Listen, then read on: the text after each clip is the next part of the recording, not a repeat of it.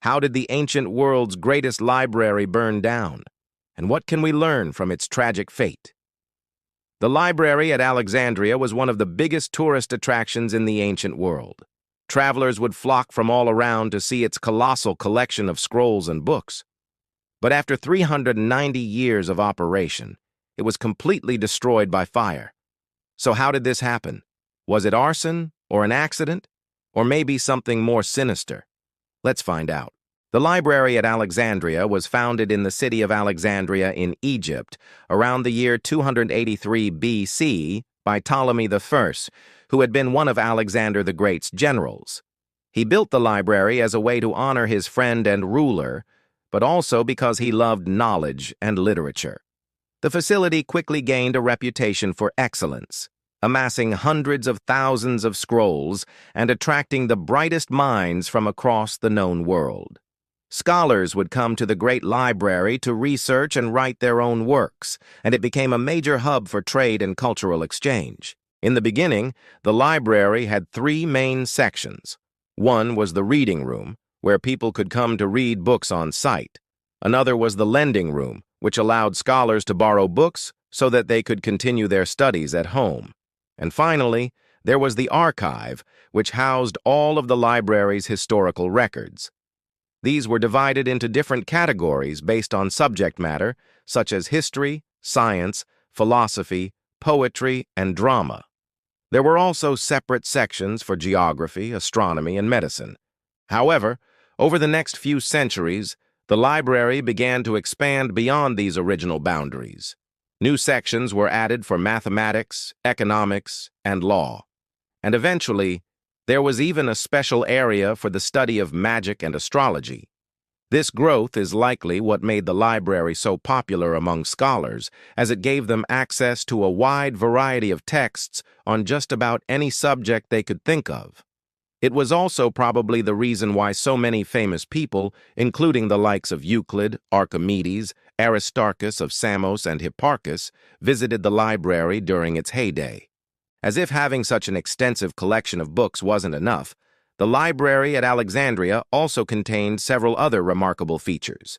One was the Museum of Alexandria, which featured exhibits on a wide range of topics from art and antiquities to plants and animals.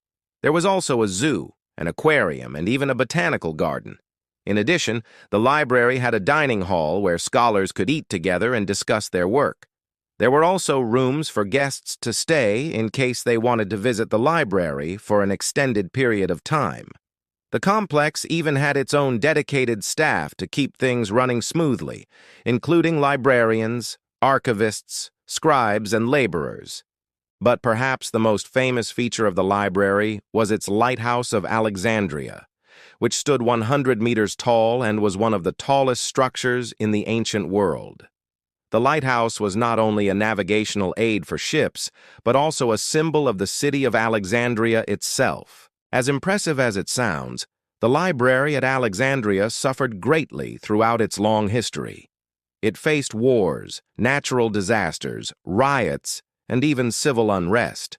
For instance, during the reign of Cleopatra, the library was burned down by a Roman general named Julius Caesar. However, thanks to the efforts of the librarian Aristarchus of Samothrace, most of the collection was saved and the building was soon rebuilt. Later, another Roman emperor, Aurelian, plundered the city of Alexandria and stole many books from the library.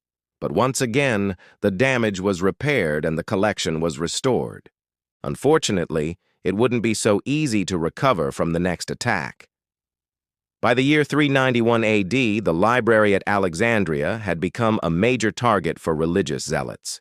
These were people who believed that paganism and polytheism were false religions, and that true worship should be reserved for the one true God. They were especially hostile towards the library because it contained so many texts on these forbidden subjects. For years, the zealots had protested against the library, but their complaints had fallen on deaf ears. Finally, though, they decided to take matters into their own hands. On the night of July, a group of zealots attacked the library and set it on fire. They threw torches through the windows and poured flammable liquids onto the books. Soon the entire building was ablaze, and nothing could be done to stop it. While some people managed to escape, others perished in the flames. The fire raged for 6 days and nights, consuming hundreds of thousands of books and scrolls. When it was finally extinguished, only a fraction of the library's collection remained intact. The beautiful structure was now a pile of ashes and rubble. It's not entirely clear who was responsible for starting the fire, but we do know that one man played a major role in its destruction. His name was Hypatia, and he was the head librarian at the time of the attack. Although he tried his best to save the collection, he was ultimately unsuccessful. After the library burned down, he fled to Athens, where he spent the rest of his life in exile. So what exactly caused the destruction of the library at Alexandria? The answer is complicated, and there is no single factor that can be blamed entirely.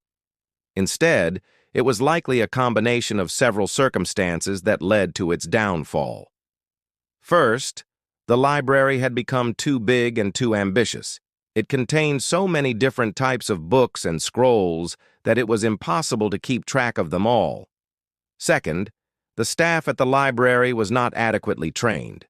Many of the librarians and archivists did not know how to properly care for the collection.